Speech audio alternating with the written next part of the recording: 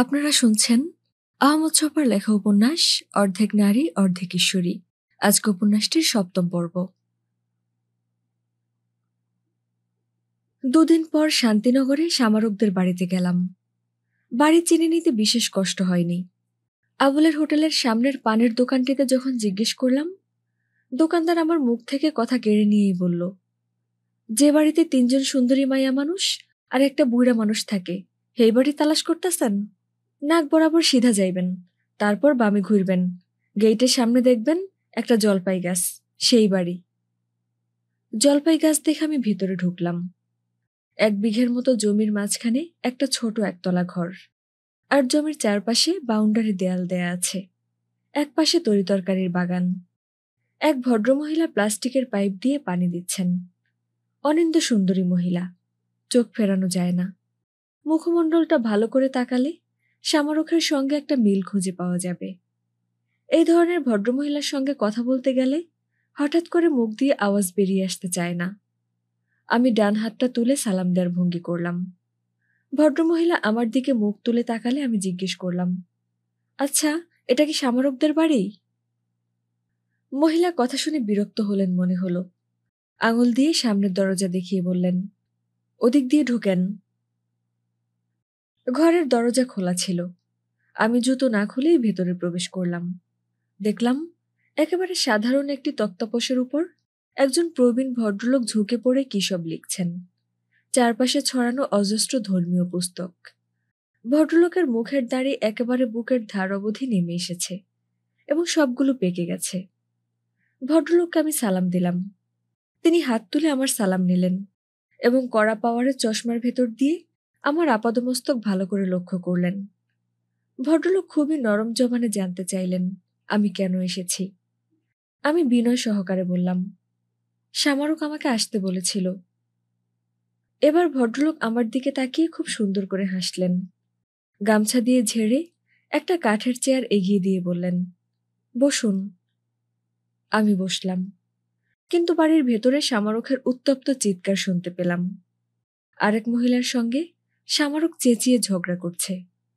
দুজনে কেউ কাউকে ছেড়ে কথা কইছে না। এমন সব খারাপ শব্দ তাদের মুখ থেকে বেরিয়ে আসছে, শুনলে কানে আঙুল দেওয়ার প্রয়োজন হয়। ভদ্রলোক টুলু টুলু বলে কয়েকবার ডাকলেন। ঝগড়ার আওয়াজের মধ্যে ভদ্রলোকের ডাক চাপা পড়ে গেল। আমার দিকে তাকিয়ে করুণ হাসি হেসে বললেন, আজ সকালবেলা থেকে আমার মেয়ে এবং পুত্রবধূ তুমুল ঝগড়াঝাটি করছে। এই প্রচণ্ড চিৎকারের মধ্যেও ভদ্রলোককে নির্বিকার পড়াশোনা করে যেতে দেখে আমি বিস্মিত হয়ে গেলাম। জিজ্ঞেস করলাম, আপনি কি লিখছেন? তার চোখে মুখে একটা লজ্জার আভাস খেলে গেল। বললেন, আমি কোরআন শরীফের ইয়াসিন সূরাটা বাংলায় অনুবাদ করার চেষ্টা করছি। আমি জিজ্ঞেস করলাম, আপনি আরবি জানেন? তিনি বললেন, একসময় তো ভালোই জানতাম। ২৫ বছর সরকারি চাকরি করেছি। ভাবছিলাম রিটায়ার করার পর শান্ত মনে আল্লাহ রসুলের কাজ করব। তা আর হচ্ছে কই, সবসময় অশান্তি। দেখছেন না মেয়ে এবং ছেলের বউ কিভাবে ঝগড়া করছে? ভদ্রলোককে আমার মরুভূমির মধ্যে দাঁড়িয়ে থাকা মসজিদের নির্জন গম্বুজের মতো মনে হলো। ভদ্রলোক অনুবাদের কিছু অংশ আমাকে দেখালেন। পড়তে আমার বেশ লাগলো। তিনি বললেন, কোরআনের ভাষারীতির মধ্যে একটা কবিত্ব আছে। সেই জিনিসটা ফুটিয়ে তুলতে না পারলে অনুবাদ সঠিক হয় না। আমি ভাষার অর্থটা বুঝি, কিন্তু সুপ্ত কবিত্ব বোধটুকু বাংলা ভাষায় আনতে পারিনি। আল্লাহ আমাকে সে শক্তি দান করেননি। তরকারি বাগানে যে ভদ্রমহিলা পানি দিচ্ছিলেন তিনি এসে বললেন, আব্বুজান, আজ বিকেলে আমি মেজো আপার কাছে চলে যাচ্ছি। এই জাহান্নামের মধ্যে আমার থাকা সম্ভব হবে না। ভদ্রলোক বললেন, আজ বিকেলেই যেতে চাও? তিনি বললেন, হ্যাঁ। ভদ্রলোক বললেন, আচ্ছা। ভদ্রমহিলা কেঁদে ফেললেন। তার আয়ত চোখ দুটো পানিতে ভরে উঠল। আপনি যে যাই করুক সবসময় আচ্ছা বলে পাশ কাটিয়ে যান। আম্মুজান বেঁচে থাকলে এরকম আচ্ছা বলে চোখ বন্ধ করে থাকতে পারতেন? ভদ্রলোক কোনো রকম উচ্চবাচ্য না করে চুপ করে রইলেন। আমার দিকে তাকিয়ে বললেন, আমার ছোট মেয়ে বানু। ভেতরের ঘর থেকে আর কোনো আওয়াজ পাওয়া যাচ্ছে না। মনে হয় দুজনেই ক্লান্ত হয়ে পড়েছে। আমি চলে আসবো কিনা চিন্তা করছিলাম। শামারুখের বাবা বললেন, আপনি একটু বসুন, আমি ভেতরে গিয়ে দেখে আসি কি অবস্থা। ভদ্রলোক ভেতরে গেলেন। অতর্কিতে শামারুখ বাড়ির ভেতর থেকে বেরিয়ে এসে বলল, এই যে জাহিদ সাহেব, কখন এসেছেন? সহসা আমি কোনো কথা বলতে পারলাম না। শামারুখকে এই অবস্থায় না দেখলে আমাদের দুজনের জন্যই ভালো হতো। শামারুখ বলল, আপনি এসেছেন, খুবই ভালো হয়েছে, আমাকে থানায় নিয়ে চলুন। আমি তো আকাশ থেকে পড়লাম, থানায় কেন? শামারুখ তার ডান বাহুটা আমার সামনে তুলে ধরে দেখালো, দেখছেন হারামজাদি কামড়ে আমার কি দশা করেছে? আমি দেখলাম শামারুখের সুন্দর বাহুর মাংসের উপর মনুষ্যদন্তের ছাপ। মাংস কেটে ভেতরে প্রবেশ করেছে এবং দরদর করে রক্ত বেরিয়ে আসছে। আমি কি করব ঠিক করে উঠতে পারলাম না। বললাম, বাড়িতে ডেটল জাতীয় কিছু থাকলে লাগিয়ে আগে রক্তপাত বন্ধ করুন। শামারুখ বলল, না না, রক্তপাত বন্ধ করলে থানা কেস নিতে চাইবে না, আগে হারামজাদিকে অ্যারেস্ট করাই, তারপর অন্য কিছু। শামারুখের ছোট বোন বানু এসে আমাকে সরাসরি বলল, আমাদের বাড়ির ব্যাপার আপনি নাক গলাবার কে? আমার বোন আমার ভাবির সঙ্গে ঝগড়া করেছে, সেও আমার চাচাতো বোন, আমাদের পারিবারিক ব্যাপারে আপনি বাইরে থেকে এসে ব্যাগড়ে দেবার কে? বানুর কথায় কোনো রকম কান না দিয়ে আমি শামারুখকে নিয়ে আমার এক পরিচিত ডাক্তারের ডিসপেন্সারিতে ছুটলাম। শামারুখ আমাকে মস্ত একটা গোলকধাঁধার মধ্যে ছড়ে দিয়েছে। তার ব্যাপারে আমি কোনো ধারণা নির্মাণ করতে পারছি না। তার কবিতা পড়ে মনে হয়েছে সে খুবই অসহায় এবং দুঃখী মহিলা। এই দুঃখবোধটাই তার কবিতায় অগ্নিশিখার মতো উজ্জ্বল হয়ে জ্বলে ওঠে। প্রস্ফুটিত পদ্মফুলের পাপড়িতে শেষ রাতের ঝরে পড়া শিশিরের মতো সূর্যালোকে দীপ্তিমান হয়। তার মুখমণ্ডলের অমলিন সৌন্দর্যের প্রতি যখন দৃষ্টিপাত করি, পিঠময় ছড়িয়ে পড়া কালো কেশের দিকে যখন তাকাই, যখন নিশিরাতের নিঃশ্বাসের মতো তার আবেগী কবিতা পাঠ শ্রবণ করি, আমার মনে ঢেউ দিয়ে একটা বাসনায় প্রবল হয়ে জেগে ওঠে। এই নারীর শুধু অঙ্গুলি হেলনে আমি দুনিয়ার অপর প্রান্ত পর্যন্ত ছুটে যেতে পারি। এই সময়ের মধ্যে শামারুখের বিষয়ে আমার কিছু বাস্তব অভিজ্ঞতাও হয়েছে। শামারুখ আমার ঘরে সুলেমান চৌধুরীকে নিয়ে এসেছিল। ওই চৌধুরীর সঙ্গে আমাকে সোহরাওয়ার্দী উদ্যান পর্যন্ত যেতে হয়েছে এবং একসঙ্গে বসে শামারুখের কবিতা পাঠ শুনতে হয়েছে। শামারুখ এবং সুলেমানের বিশ্রী ঝগড়া অত্যন্ত কাছ থেকে আমি দেখেছি। শামারুখ এবং সুলেমানের সম্পর্কটি কি ধরনের? শামারুখ যদি আমাকে টেনে না নিত, এই ধরনের নাসিক্য উচ্চারণে কথা বলা বঙ্গীয় ইংরেজের সঙ্গে কখনো আমি সোহরাওয়ার্দী উদ্যান অবধি যেতাম না। তারপর শামারুখ আমাকে কি কারণে সেই গ্রিন রোডের উদ্ধত অর্থবান আদিলের বাড়িতে নিয়ে গেল, তাও আমার বোধবুদ্ধির সম্পূর্ণ বাইরে। একবার সুলেমান, একবার আদিল, এই ধরনের মানুষদের সামনে শামারুখ আমাকে উপস্থিত করছে কেন? তার কি কোনো গোপন মতলব আছে? মাঝে মাঝে মনের কোণে একটা সন্দেহ কালো ফুলের মতো ফুটে উঠতে চায়। শামারুখ আমাকে এসব মানুষকে আটকাবার জন্য টোপ হিসেবে ব্যবহার করতে চায় কিনা। শামারুখদের শান্তিনগরের বাড়িতে গিয়ে যে অভিজ্ঞতা হলো, তাতে মহিলার মানসিক সুস্থতার ব্যাপারে আমার মনে প্রশ্ন জেগেছে।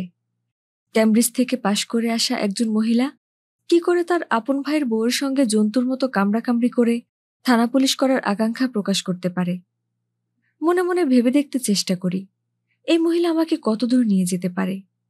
এই দুই বিপরীতমুখী ভাবনায় আমার ভেতরটা দুটুকরো হয়ে যাচ্ছে। শামারুখের মুখটা যখন আমার স্মরণে আসে, সমগ্র শরীরের মধ্য দিয়ে একটা আবেগ প্রবাহিত হয়। আমি থরথর করে কেঁপে উঠতে থাকি। আমার ইচ্ছে হয় এই সুন্দর নারী প্রতি চরণপাতে যে পুষ্প ফুটিয়ে তোলে, তার জন্য জীবন, মন, প্রাণ সবকিছু উজাড় করে দেই। আবার যখন তার বিবিধ অনুষঙ্গের কথা চিন্তা করি, এক ধরনের বিবমিশা আমার সমস্ত চেতনা আচ্ছন্ন করে ফেলে। এই মহিলাকে প্রাণের ভেতরে গ্রহণ করা যেমন অসম্ভব, তেমনি প্রাণ থেকে ডালেমূলে উপড়ে তুলে বিষাক্ত আগাছার মতো ছুঁড়ে ফেলাও ততোধিক অসম্ভব হয়ে দাঁড়ায়। তার সম্পর্কে চোখ বন্ধ করে চিন্তা করলে কখনো অনুভব করি সে অমৃতের পেয়ালা হাতে দাঁড়িয়ে আছে, আবার কখনো মারাত্মক প্লেগের জীবাণুর মতো অস্পৃশ্য মনে হয়। এই দোলাচল বৃত্তির মধ্যেই আমি দিন অতিবাহিত করছিলাম। আমার গ্রামের এক ভদ্রলোকের সঙ্গে বাইতুল মোকাররম গিয়েছিলাম। ভদ্রলোক গ্রামের বাড়িতে যাচ্ছেন। পরিবার পরিজনের কাপড় চোপড় কেনার জন্য আমাকে ধরে নিয়ে গিয়েছিলেন।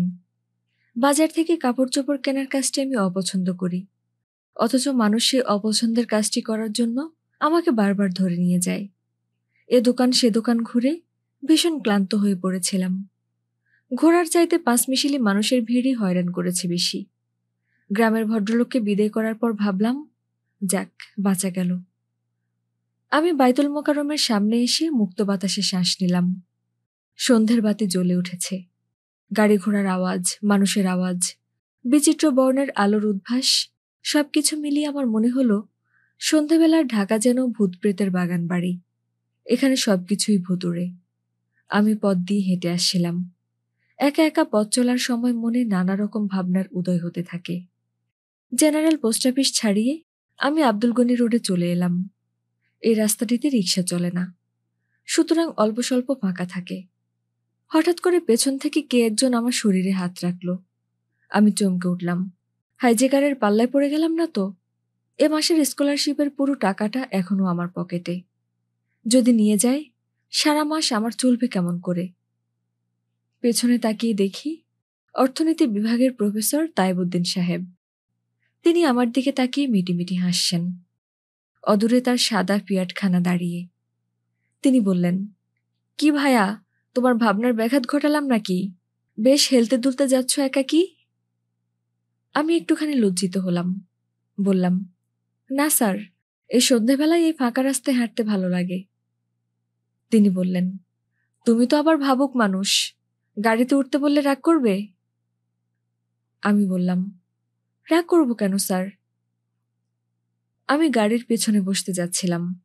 তাইবুদ্দিন সাহেব তার পাশের সিটটি দেখিয়ে বললেন, এখানেই বসো, কথা বলতে সুবিধে হবে। গাড়ি চলতে আরম্ভ করল। তিনি বনানীর স্কাইলার্ক রেস্টুরেন্ট কাম বারের গেটের সামনে গাড়ি দাঁড় করিয়ে বললেন, তোমাকে পেয়ে খুবই ভালো হলো। আজকে তোমার সঙ্গেই চুটিয়ে আড্ডা দেব। এত ব্যস্ত থাকতে হয়, শিল্প সাহিত্য সম্বন্ধে কোনো খবরাখবর রাখাই সম্ভব হয় না। তোমার মুখ থেকেই এ বিষয়ে কিছু শুনব। প্রফেসর তাইবুদ্দিন লিফটে উঠে বোতাম টিপলেন। আমার কেমন বাধো বাধো ঠেকছিল। একজন নামকরা প্রফেসরের সঙ্গে রেস্টুরেন্টে এসে আড্ডা দেয়া, এরকম কিছু আমাদের দেশে সচরাচর ঘটে না। রেস্টুরেন্টে ঢুকে আমি অবাক হয়ে গেলাম। দেশি বিদেশি নারী পুরুষ জোড়ায় জোড়ায় বসে আছে। প্রায় প্রত্যেক টেবিলের সামনেই গ্লাস। কোনোটা ভর্তি, ফেনা উঠছে, কোনোটা অর্ধেক শেষ হয়েছে। এ ধরনের জায়গায় আমি আগে কোনোদিন আসিনি। রেস্টুরেন্টটিতে প্রবেশ করার পর আমার মনে হলো আমি অন্য কোনো দেশে এসে গেছি। তাইবুদ্দিন সাহেব উত্তর পশ্চিম কোণার দিকের একটা খালি টেবিলের সামনে এসে বসলেন। আমাকে তার বিপরীত দিকের চেয়ারটি দেখিয়ে বললেন, ওখানেই বসো। আমি যখন বসলাম, তিনি জানালার দিকে আঙুল প্রসারিত করে বললেন, এই জায়গাটা খুবই ভালো। এখান থেকে ঢাকা শহরের স্কাইলাইন খুব স্পষ্টভাবে দেখা যায়। প্রফেসর তাইবের পর্যবেক্ষণ শক্তির তারিফ করতে হয়। সত্যি, এই জানালার সামনে দাঁড়ালে ঢাকা শহরের একটা সুন্দর ছবি চোখে পড়ে। এই সন্ধেবেলায় রাজপথের ছুটন্ত গাড়িগুলোর দিকে তাকিয়ে মনে হলো যেন দ্রুতগামী গবাদি পশুর সারি। ধাতব আওয়াজ, কর্কশ চিৎকার, ট্রাক ড্রাইভারের খিস্তি, কোন মায়াবশে যেন উধাও।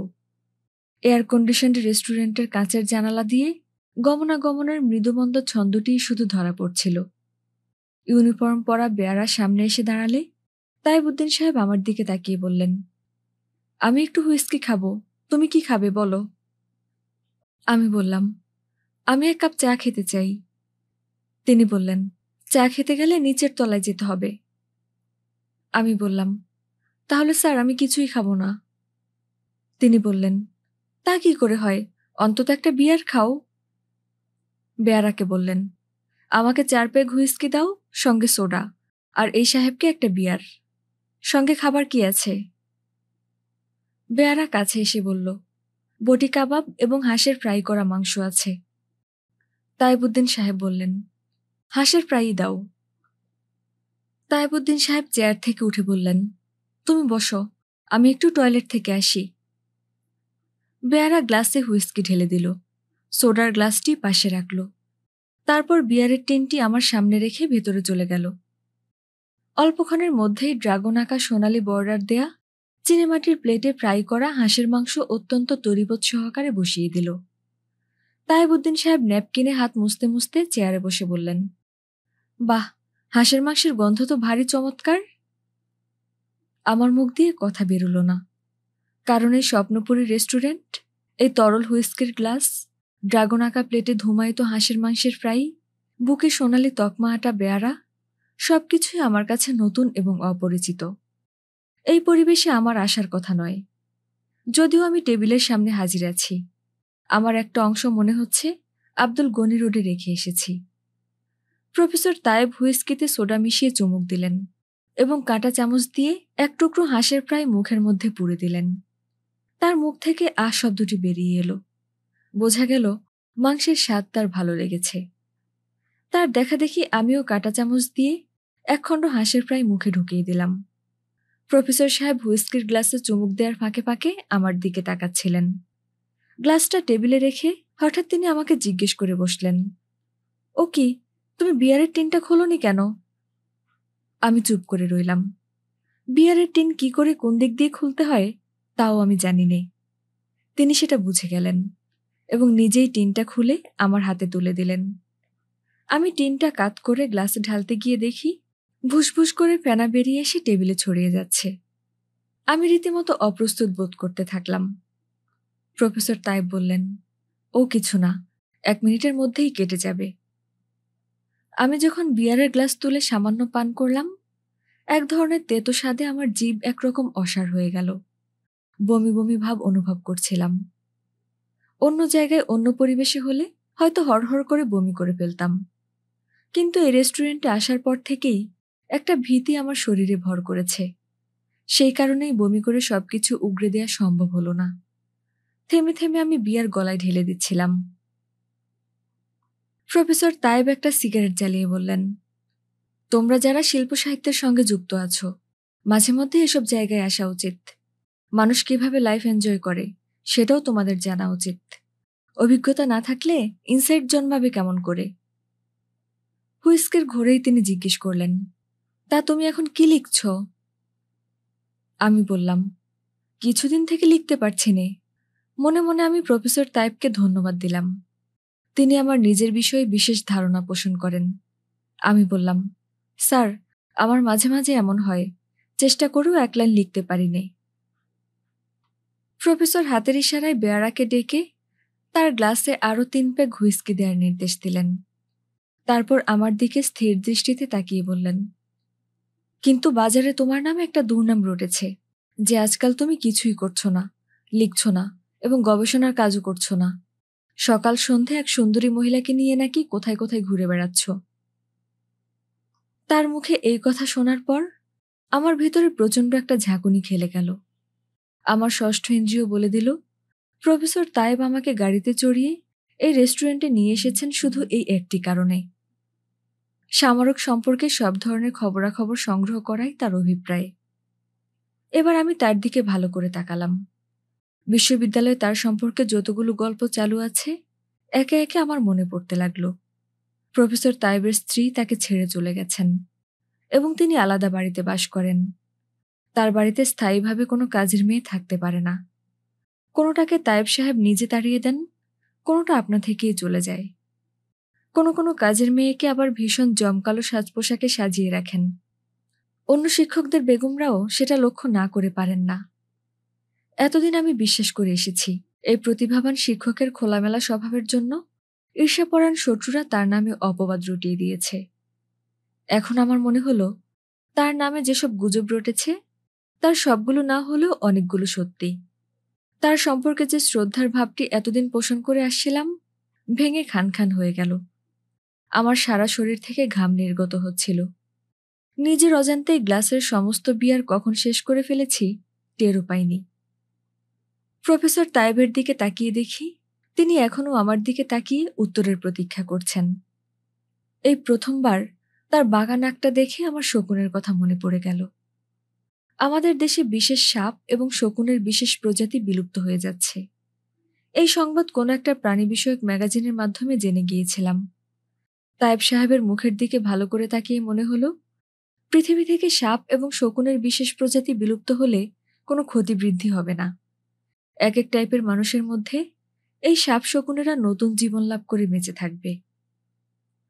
তায়েব সাহেব আমাকে আব্দুল গনি রোড থেকে এই এত দূরে নিজে গাড়ি ড্রাইভ করে স্বপ্নপুরীর মতো রেস্টুরেন্টে নিয়ে এসেছেন। তার পয়সায় জীবনের প্রথমবার বিয়ার চেখে দেখার সুযোগ পেলাম। সুতরাং সামারক সম্পর্কিত তথ্যাদি যদি তার কাছে তুলে না ধরি, তাহলে নেমোখারামি করা হবে। অত্যন্ত সতর্কতার সঙ্গে রেখে ঢেকে সামারকের গল্পটা তার কাছে বয়ান করলাম। সব কথা প্রকাশ করলাম না। যেটুকু না বললে গাড়িতে চড়া এবং বিয়ার পান হালাল হয় না, সেটুকুই বললাম। শরীফুল ইসলাম চৌধুরী সাহেব আমাকে ডেকে নিয়েছিলেন, সে কথা জানালাম। বাংলা একাডেমিতে সামারকের সঙ্গে সাক্ষাৎ, তারপর প্রফেসর হাসানাত প্রসঙ্গ এবং ডক্টর মাসুদের বাড়ি থেকে আমার না খেয়ে চলে আসা, এসব কিছুই তায়েব সাহেবকে জানালাম। তিনি শুনে ভীষণ রেগে উঠলেন। বললেন, জাহিদ শোনো, এই বিশ্ববিদ্যালয়ে বর্বর এবং স্যাডিস্ট মানুষেরা রাজত্ব করছে। একবার অ্যাপয়েন্টমেন্ট দিয়ে আবার নাকচ করা, এই নোংরা প্র্যাকটিস আমাদের দেশেই সম্ভব। ইউরোপ আমেরিকার কোথাও হলে সব বেটাকে জেল খাটতে হতো। সামারক কষ্টে পড়েছে, সেজন্য তিনি চুপ চুপ করে আফসোস করলেন। প্রফেসর তায়েব আমার কাঁধে হাত দিয়ে বললেন, Zahid, I must thank you. তোমার উদ্দেশ্য মহৎ। তোমার নামে যা কিছু শুনেছি এখন বুঝতে পারছি সেসব সত্য নয়। ভদ্রমহিলা কষ্টে পড়েছেন, তার চাকরির ব্যাপারটা অত্যন্ত জেনুইন। কিন্তু তুমি তাকে সাহায্য করবে কিভাবে? বিশ্ববিদ্যালয়ে তোমার কাজটাও তো হয়নি। তোমার কথা শুনবে কে? এক কাজ করো, তুমি ভদ্রমহিলাকে আমার কাছে নিয়ে এসো। সোনা চোরাচালানির পেছনে গোয়েন্দা লাগলে যেমন হয়, আমারও এখন সেই দশা। আমার অনুভব শক্তি যথেষ্ট প্রখর নয়। তবুও বুঝতে বাকি রইল না, প্রফেসর তায়েব প্রক্রিয়াটির সূচনা করে দিলেন। আরও অনেক মহাপুরুষ সামারককে সাহায্য করার জন্য উল্লাসের সঙ্গে এগিয়ে আসবেন। তখন সামারককে তাদের ঠিকানায় পৌঁছে দেয়াই হবে আমার কাজ। ইউনুস জোয়ার্দার খুন হয়ে আমার মধ্যে গোপন রাজনীতির প্রতি অনুরাগের বীজটি বুনে দিয়ে গিয়েছিলেন। সেই বীজের রাজনীতির জল হাওয়া লেগে অঙ্কুরিত হতে সময় লাগেনি। ইউনুস জোয়ার্দারের অবর্তমানে তার পার্টিতে যোগ দেওয়ার সাহস আমার হয়নি, কারণ খুন করা এবং খুন হওয়া দুটোর কোনোটার সাহস আমার ছিল না। আমি এমন একটা পার্টি বেছে নিলাম যেটা অর্ধেক গোপন এবং অর্ধেক প্রকাশ্য। তার মানে পার্টির গোপন সেল আছে এবং সেখান থেকে সিদ্ধান্তগুলো গ্রহণ করা হয়।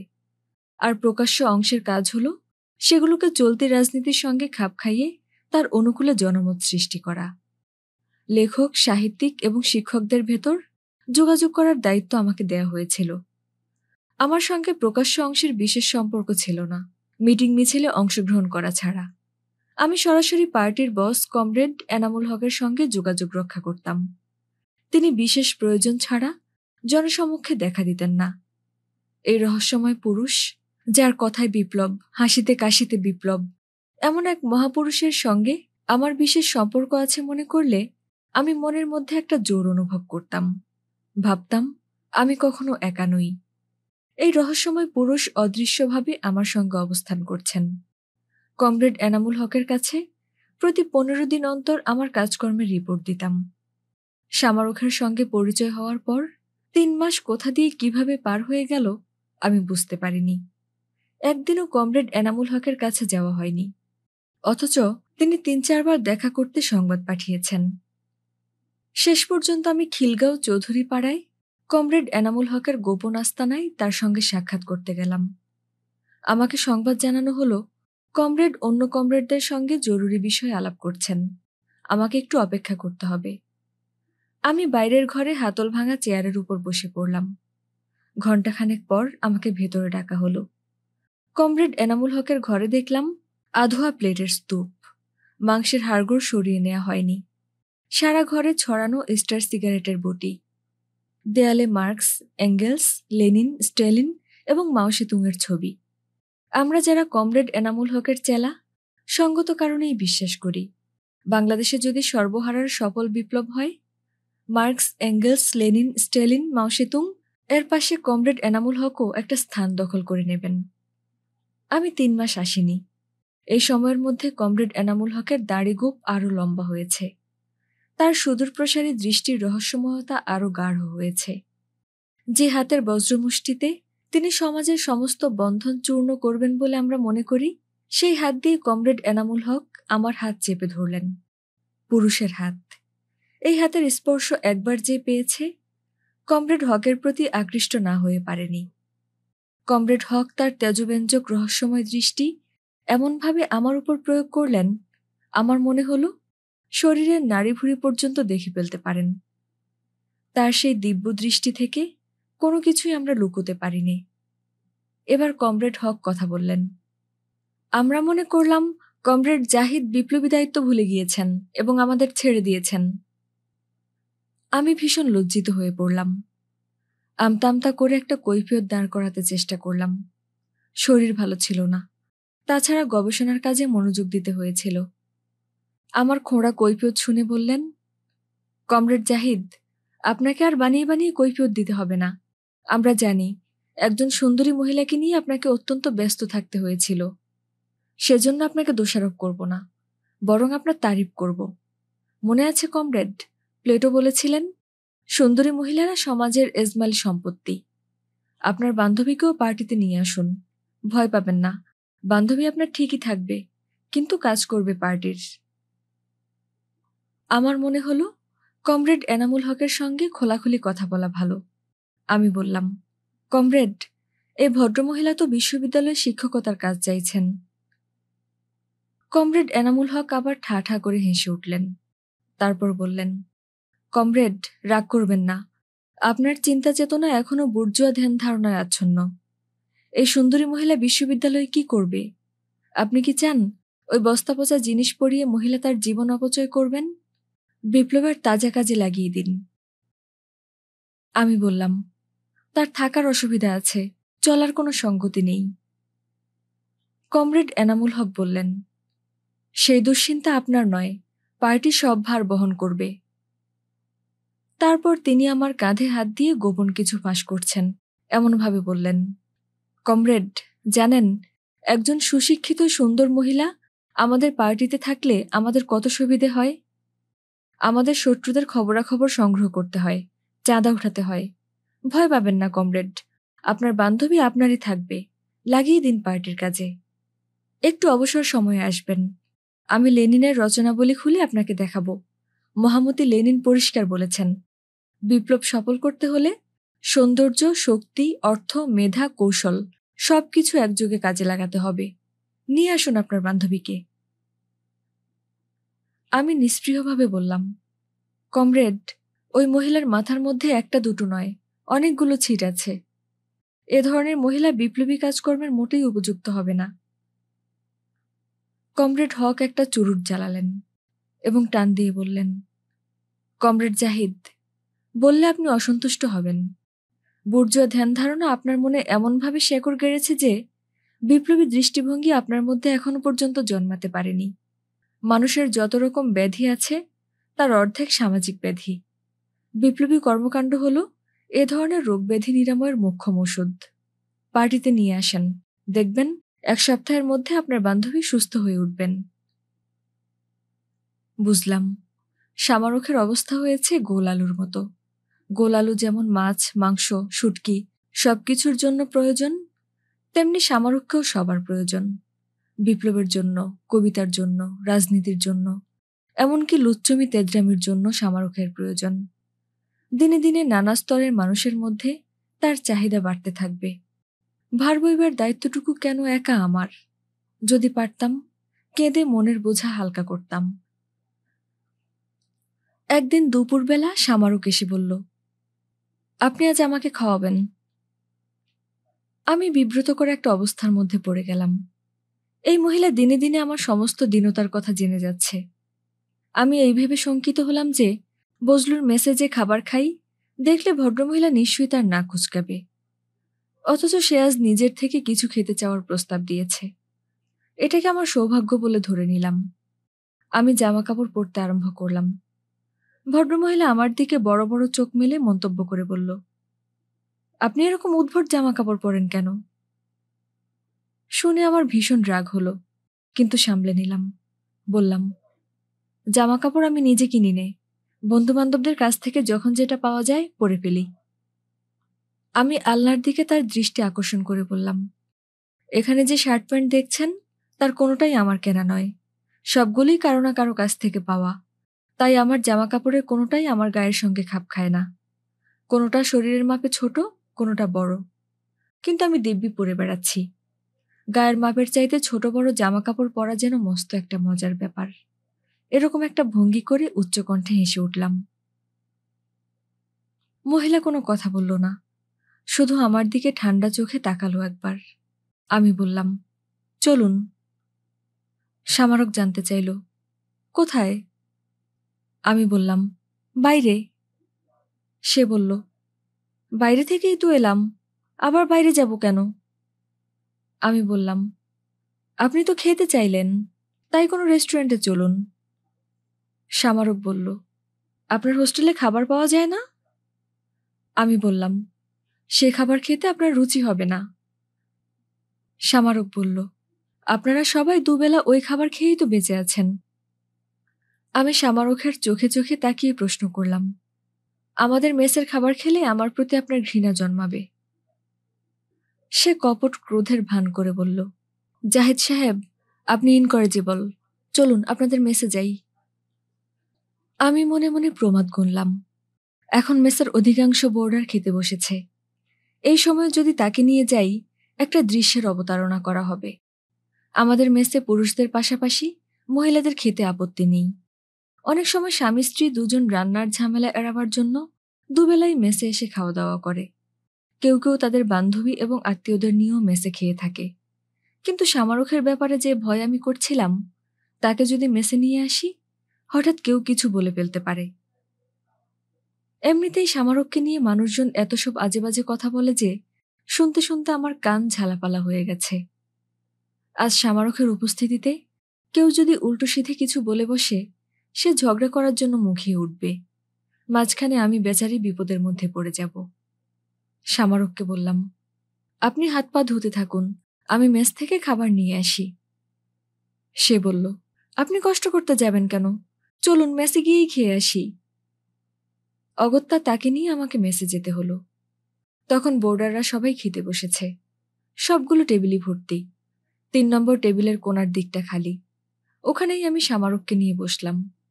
আমি তাকে মেসে নিয়ে যেতে পারি, এটা কেউ চিন্তাও করতে পারেনি। প্রায় সবগুলো দৃষ্টি সামারকের দিকে তাকিয়ে আছে। সেটা তার দৃষ্টি এড়ায়নি। সামারক খেতে খেতে বলল, আচ্ছা, সবাই আমার দিকে এমনভাবে তাকাচ্ছে কেন? আমি কি চিড়িয়াখানা থেকে এসেছি?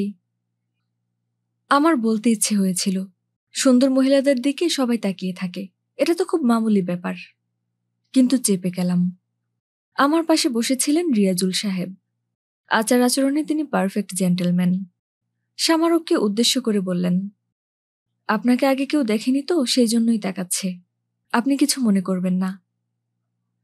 সামারক রিয়াজুল হক সাহেবের সঙ্গেই আলাপ জুড়ে দিলেন, আপনি কি ভাই টিচার? রিয়াজুল হক সাহেব জবাব দিলেন, তিনি ফিজিক্সের টিচার। কথাবার্তা আর বিশেষ এগুলো না। খাওয়ার পর যখন ঘরে এসেছি, সামারক বলল, আপনি 1 কাপ চা করে খাওয়ান। খাবারের গুণাগুণ নিয়ে কোনো কথা বলল না দেখে আমি মনে মনে হাঁপ ছেড়ে বাঁচলাম। আমি চা বানিয়ে দিলে খেতে খেতে সে বলল, আজ বেশিক্ষণ বসবো না, আমাকে এক জায়গায় যেতে হবে। আমি বললাম, আপনি কি সরাসরি বাড়ি থেকে আসছেন? সামারক বলল, না রে ভাই, অন্য জায়গা থেকে এসেছি। আমার নানা সমস্যা, যাকে বলে মাথার ঘায়ে কুত্তা পাগল, আমারও সেই অবস্থা। আমি জানতে চাইলাম, কিরকম সমস্যা? সে দীর্ঘশ্বাস ছেড়ে বলল, বলবো একদিন। তারপর বলল, আমি মাঝে মাঝে রান্না করে আপনার জন্য খাবার নিয়ে আসব। আমি কথাটা শুনলাম, শুনে ভালো লাগলো, কিন্তু হাঁ বা না কিছু বলতে পারলাম না। একদিন সন্ধেবেলা আমার এক আত্মীয়কে ট্রেনে উঠিয়ে দিতে কমলাপুর যেতে হয়েছিল। ট্রেন ছাড়তে অনেক দেরি করল। ফিরতে ফিরতে অনেক রাত হয়ে গেল। আমি মেসে খাবার পাওয়া যাবে কিনা এ নিয়ে চিন্তিত ছিলাম। বাইরের কোনো হোটেল থেকে খেয়ে নেব কিনা চিন্তা করেও কেন জানি খেতে পারলাম না। হোস্টেলে যখন ফিরলাম, রাত 10টা বেজে গেছে। গেট পেরিয়ে ভেতরে পা দিতেই দারোয়ান আকর্ণ বিস্তৃত একখানা হাসি দিয়ে জানালো, সাব, আপনার কপাল বহুত ভালো আছে। সেই সুন্দর ম্যাম সাব এই জিনিসগুলো আপনার লাগিয়ে রেখে গেছে। আমার ডিউটি শেষ, 9টা বাজে, মগর আপনার লাগিয়ে বসে আছি। হাফিজ আমার হাতে একটা টিফিন ক্যারিয়ার এবং আঙ্কারা স্টোর্স লেখা একটা শপিং ব্যাগও গুছিয়ে দিল। ঘরে এসে প্রথম শপিং ব্যাগটাই খুললাম। দেখি 2টো শার্ট এবং একটা পুরো হাতা সোয়েটার। আমার সেই গ্রামীণ রাগটা আবার মাথা চাড়া দিয়ে উঠল। আমার জামাকাপড় মানানসই নয় বলেই ভদ্রমহিলা আমাকে দোকান থেকে শার্ট সোয়েটার কিনে দিয়ে করুণা প্রদর্শন করেছে। ছুঁড়ে ফেলতে ইচ্ছে হলো, কিন্তু পারলাম না। সুন্দর জিনিসের আলাদা একটা মন হরণ করার ক্ষমতা আছে। পুরো হাতা শার্টটা নেড়েচেড়ে দেখে আমার মন ভীষণ খুশি হয়ে উঠল। শার্টটা অপূর্ব, সিল্কের সাদা জমিনে লালের ছিটে। পরে দেখলাম আমার গায়ের সঙ্গে একেবারে মানিয়ে গেছে। সুতির হাফ শার্টটাও মনে ধরে গেল। পুরো হাতা সোয়েটারটা আমাকে সবচাইতে মুগ্ধ করল। নরম মোলায়েম উলের তৈরি, আকাশি রঙে ছোপানো। শামারুখের রুচি আছে বলতে হবে। সে অন্যের জন্য পছন্দ করে জামাকাপড় কিনতে জানে। হঠাৎ আমার মনে একটা শিহরণ খেলে গেল। তাহলে শামারুখ কি আমাকে ভালোবাসে? আমার হৃৎপিণ্ডটা আশ্চর্য সাংঘাতিক ধ্বনিতে বেজে উঠতে থাকল।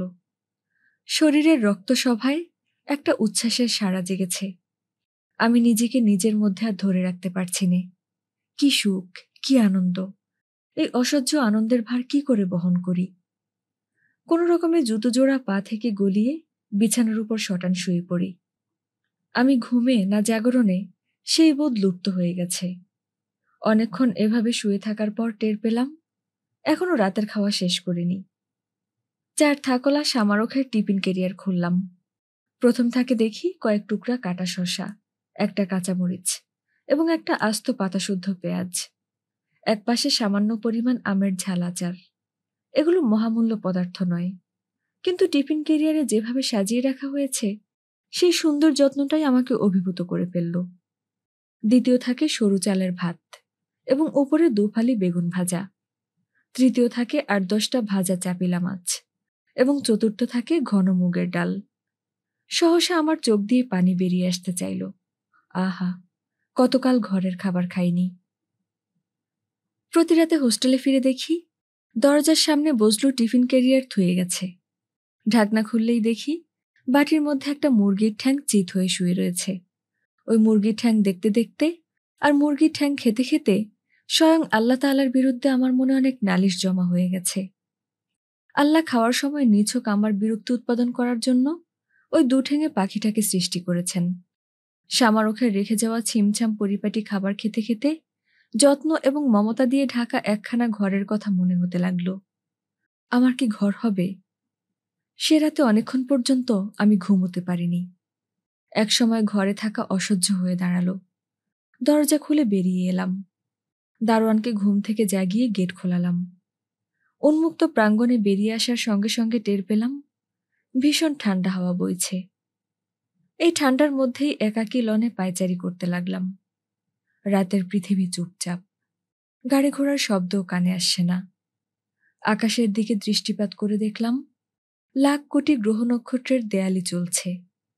আমার হৃদয়ে যে হৃদস্পন্দন জাগছে তার সঙ্গে আকাশের গ্রহ নক্ষত্রের কাঁপা কাঁপা আলোর একটা সম্পর্ক আবিষ্কার করলাম।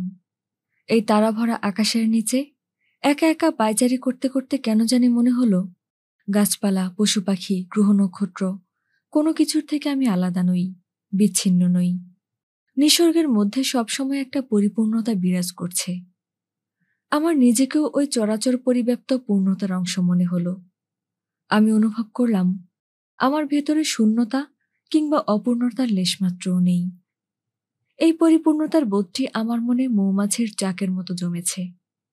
শরীরে মনে একটা আশ্চর্য শান্তির দোলা লাগছে। একসময় অনুভব করলাম ঘুমে চোখ দুটো ভারী হয়ে আসছে। সপ্তাহখানেক পরে হবে। এক সন্ধেবেলা শামারুক এসে বলল, জামাকাপড় পরে তৈরি হয়ে নিন, আপনাকে আমার সঙ্গে এক জায়গায় যেতে হবে। আমি আর চোখে তাকিয়ে দেখলাম শামারুক খুব সূক্ষ্ম যত্নে সাজগোজ করে এসেছে। সূক্ষ্ম যত্ন শব্দ দুটো এ কারণে বললাম, সে যে সাজগোজ করেছে সেটা প্রথম দৃষ্টিতে ধরা পড়বে না। চুলগুলো পিঠের উপর ছড়িয়ে দিয়েছে। একটা সাদা সিল্কের শাড়ি পরেছে এবং শাড়ির সঙ্গে ম্যাচ করে পরেছে ব্লাউজ।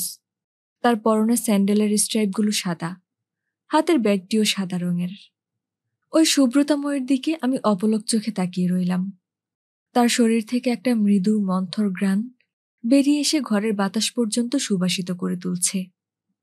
শামারুককে এত সুন্দর দেখাচ্ছে যে আমি চোখ ফিরিয়ে নিতে পারছিলাম না। শামারুক বলল, অমন হাঁ করে কি দেখছেন? বললাম না তাড়াতাড়ি তৈরি হয়ে নিতে। আমি লজ্জা পেয়ে চোখ নামিয়ে নিলাম। তারপর আমার সেই পুরনো জামাকাপড়গুলো আবার পরতে আরম্ভ করলে সে বলল, ওগুলো আবার পরছেন কেন? আপনার জন্য সেদিন শার্ট সোয়েটার রেখে গেলাম না, সেগুলো কোথায়? আমি পলিথিনের ব্যাগটা শামারুখের হাতে দিয়ে বললাম, এর মধ্যে সব আছে। শামারুক ঝাঁজের সঙ্গে বলল, এগুলো রেখে গিয়েছি পরার জন্য, ব্যাগের মধ্যে ঘুম পাড়িয়ে রাখার জন্য তো নয়। আমার কেমন বাধো বাধো ঠিক ছিল। শামারুখের দেয়া কাপড় চোপড় পরে পুরোদস্তুর ভদ্রলোক সেজে তার সঙ্গে বাইরে যাওয়ার মধ্যে একটা সূক্ষ্ম লজ্জার ব্যাপার আছে, সেটা আমি তাড়াতে পারছিলাম না। শামারুখের শার্ট পরব কি পরব না, এই ইতস্তত ভাবটা কাটিয়ে উঠতে পারছিলাম না। শামারুখ হঠাৎ দাঁড়িয়ে আমার শরীর থেকে এক ঝটকায় পুরনো জামাটা খুলে ফেলল। আমি বাধা দিতে পারলাম না। তারপর সে সিল্কের পুরো হাতা শার্টটার বোতাম খুলে আমার সামনে বাড়িয়ে দিয়ে বলল, শিগগির এটা পরে ফেলুন। বিনা বাক্যে শার্টটা পরে নিলাম। শামারুক বোতামগুলো লাগিয়ে দিল। এ সময় তার খোলা চুলগুলো এলোমেলো উড়ে আমার গায়ে জড়িয়ে যাচ্ছিল। আমি তার স্পর্শ পাচ্ছিলাম। আমার ইচ্ছে করছিল তার সুন্দর চিবুকখানা স্পর্শ করি, মুখমণ্ডলে একটা চুমু দিয়ে বসি। শামারুক সোয়েটারটা আমার হাতে তুলে দিয়ে বলল, এটাও পরুন, বাইরে ভীষণ ঠান্ডা। অগত্যা আমাকে পড়তে হলো। সে আমার সামনে ঝুঁকে পড়া চুলের গোছাটি পেছনে সরিয়ে দিতে দিতে বলল, আপনি কি পরিমাণ হ্যান্ডসাম, আয়নার সামনে গিয়ে দেখে আসুন। অথচ চেহারাখানা সবসময় এমন করে রাখেন, মনে হয় 7জন 5জনে ধরে কিলিয়েছে। আমরা দুজন বাইরে এসে একটা রিকশা নিলাম। আমি জিজ্ঞেস করলাম, আমরা কোথায় যাচ্ছি? শামারুক বলল, কলাবাগানের একটা বাড়িতে। ভিসিআরে আপনাকে একটা ছবি দেখাবো। এ ধরনের ছবি ঢাকায় দেখানো হয় না। ফরাসি বিপ্লবের নায়ক দাঁতর উপর ছবি। আমার এক বন্ধু বিদেশ থেকে ক্যাসেট নিয়ে এসেছে। আমাদের কলাবাগান পৌঁছতে বেশি সময় লাগলো না। রিক্সা ভাড়া মিটিয়ে দিয়ে যখন বাড়ির ড্রয়িং রুমে প্রবেশ করলাম, দেখি একপাশে বসে 4জন ব্রিজ খেলছে, টেবিলে বিয়ারের গ্লাস। এই 4জনের একজন সুলেমান চৌধুরী। আমাকে দেখা মাত্রই তার মুখটা কঠিন হয়ে উঠল। শামারুখের দিকে তাকিয়ে বললেন, তোমার দেরি করার কারণটা বোঝা গেল। শামারুখ জবাব দিল না। নাদুস নুদুস চেহারার ফ্রেঞ্চ কাট দাড়িওয়ালা টাকমাথার ভদ্রলোকটি বিয়ার পান করতে করতে জিজ্ঞেস করলেন, উনি কে? শামারুখ বলল, উনি আমার বন্ধু এবং একজন ভালো লেখক। সুলেমান চৌধুরী শ্লেষাত্মক স্বরে বললেন, আসল কথাটি এড়িয়ে যাচ্ছ, বলো না কেন তোমার কবিতা লেখার পার্টনার? আজ প্রথম নয়, শামারুখ বারবার আমাকে এমন সব পরিবেশে নিয়ে আসে, আমি কিছুতেই তার সঙ্গে নিজেকে খাপ খাওয়াতে পারিনি।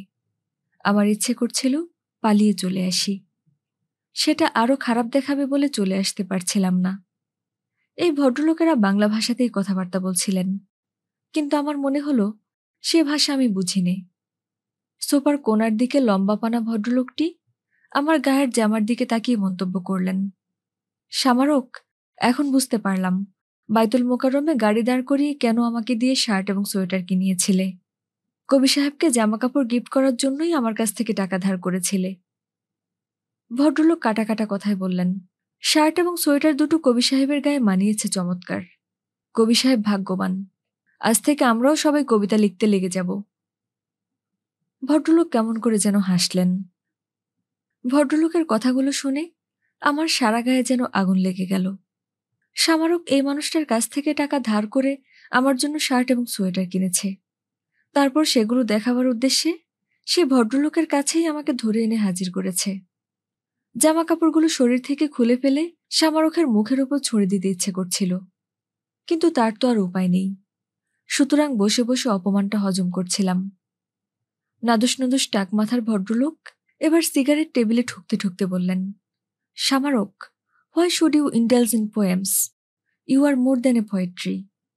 তুমি কেন কবিতা লেখার মতো অকাজে সময় নষ্ট করবে? তোমাকে নিয়েই মানুষ কবিতা লিখবে। অ্যান্ড মাইন্ড ইট, একবার যদি লাই দাও, দলে দলে কবিরা এসে মাছের মতো তোমার চারপাশে ভ্যান ভ্যান করবে। ঢাকা শহরে কবির সংখ্যা কাকের সংখ্যার চাইতে কম নয়।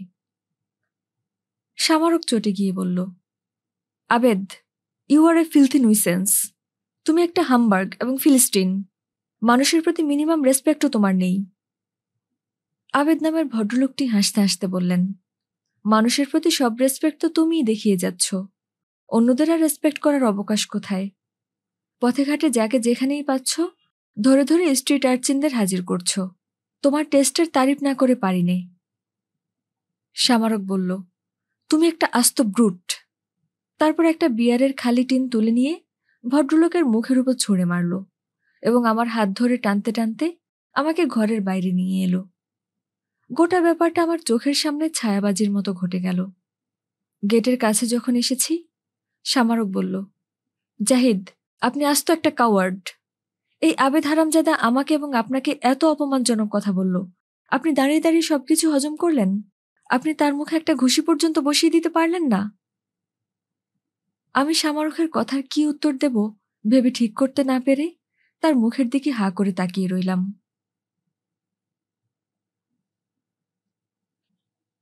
গল্প পাঠের সাথে থাকার জন্য ধন্যবাদ। আজকে ছিল আহমদ ছফার আত্মজৈবনিক উপন্যাস অর্ধেক নারী অর্ধেক ঈশ্বরের ৭ম পর্ব।